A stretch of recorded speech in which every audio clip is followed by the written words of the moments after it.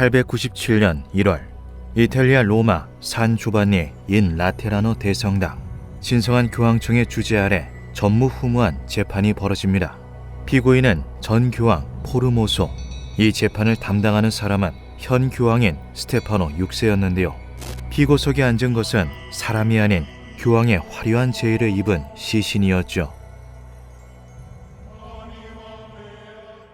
9세기 후반 아주 특별한 재판이 주최됩니다. 바로 시신을 상대로 열린 시신 시노드인데요. 시노드란 함께 걷는다는 뜻으로 신의 뜻을 묻는 회의를 뜻하죠.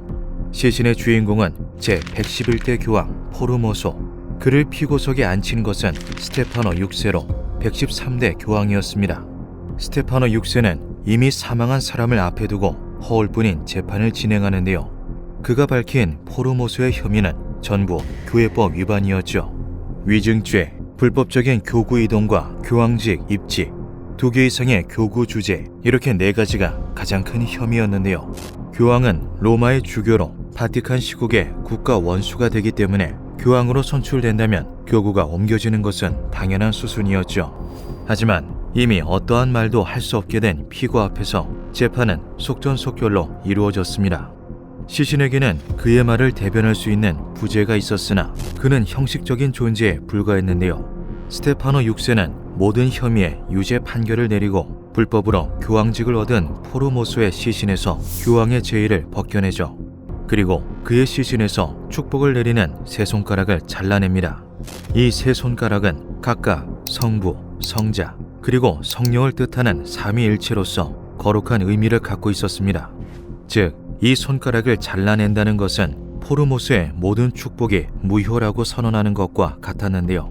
스테파노 6세는 포르모소가 축복하고 임명한 서품을 무효 처리하였고 포르모소에게 평민의 옷을 입히죠. 포르모소의 시신은 여전히 교황의 예복을 입은 채 교황 좌석에 지탱되어 세워졌다.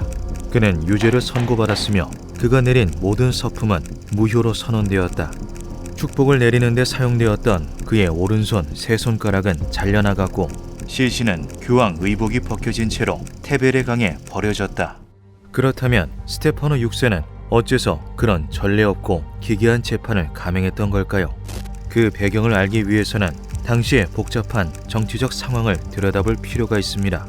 9세기 후반 유럽의 대부분을 통치하고 있던 카롤루스 제국이 힘을 잃으며 왕권을 가진 다양한 후보들이 황제의 자리에 오르기 위해 교황의 인정을 받고자 했는데요. 교황들은 각각 자신의 신념이나 전해받은 후원 여부에 따라 지지하는 후보가 달라지곤 했죠. 최고로 쓸모없고 부적합한 후보자들이 강제로 성 베드로의 좌에 침투되었다. 당시 로마의 모든 실질적인 권력은 지역 민병대와의 연주를 통해 사실상 봉건 귀족이 된 거대한 가문들의 손아귀에 있었다. 이들의 유일한 목표는 폭력과 음모를 동원하여 교황의 자리를 장악하는 것이었다. 격변의 상황 속 교황에 즉위한 포르모소는 가장 강력한 세력이었던 스폴레토 가문의 구이도 3세에게 황제의 관을 씌워주었습니다. 사실 포르모소는 그들을 지지하지 않았는데요. 다만 지리적으로 가까운 데다 강력한 힘까지 가지고 있는 세력의 요구를 들어주지 않을 경우 야기될 문제를 피하고자 했던 것이죠.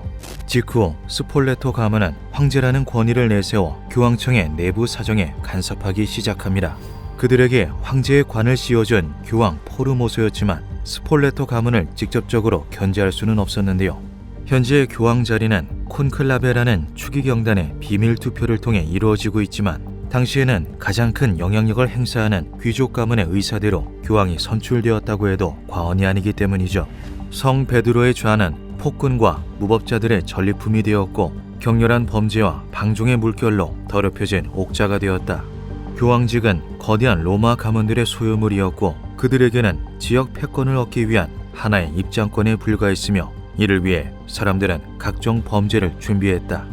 이에 포르모소는 스폴레토 가문으로부터 자유로워지기 위해 황제 자리를 두고 대립하던 동프랑크 왕국의 아르푸스 카린티아의 왕에게 스폴레토 가문의 땅인 이탈리아 지역을 침공해달라고 제안합니다.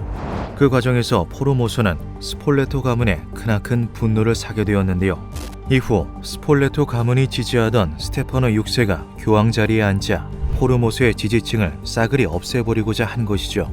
이를 위해 고안된 기상천외한 방법이 바로 이미 서고에 묻혔던 전 교황의 시신을 파내 재판장에 세우는 것이었습니다. 이 재판은 곧바로 시민들의 분노를 불러일으키는데요.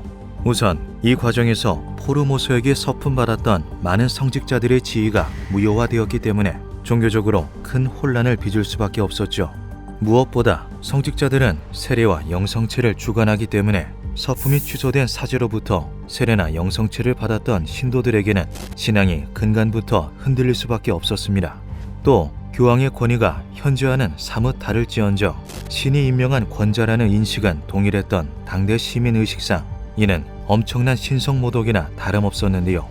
이것은 곧 조직적 봉기의 시작이 되었죠. 시민들은 스테파노 6세와 그를 후원하는 세력에 대항해 대규모 시위를 벌이는데요. 시위가 얼마나 강렬했는지 도시 전체가 들썩거릴 수준이었죠. 이 봉기에 제대로 불을 붙인 것은 떠도는 소문이었습니다. 포르모소의 시신이 강물에 떠내려가지 않고 기적적으로 떠올랐는데 어떤 은둔자가 그를 거두어 비밀리에 매장해 주었다고 한다. 이것은 곧 포르모소에게 신의 기적이 임했으며 그는 신의 사랑을 받는 경건한 순교자라는 것이 그 소문의 골자였죠. 분노한 시민들과 스테파노 6세의 반대편에 있던 귀족들은 그를 강제로 교황직에서 끌어내립니다. 그 과정에서 증거로 사용된 것은 다름 아닌 스테파노 6세가 잘라낸 포르모소의 세 손가락이었는데요. 스테파노 6세 본인 또한 포르모소에게서 서품을 받았다는 기록이 있었던 것이죠. 포르모소가 내린 서품을 전부 무효화시켰던 것은 스테파노 6세가 포르모소의 권위를 떨어뜨리기 위해 고안한 모욕적인 처사였지만 그 자신 또한 영향을 받게 된 것입니다. 직후 감옥에 갇힌 스테파노 6세는 2주도 채 되지 않아 그 안에서 목이 졸려 살해당하고 말았는데요. 혼란하던 시기에 죽음을 맞아 제대로 된 장례조차 치르지 못한 채 급하게 매장되었죠.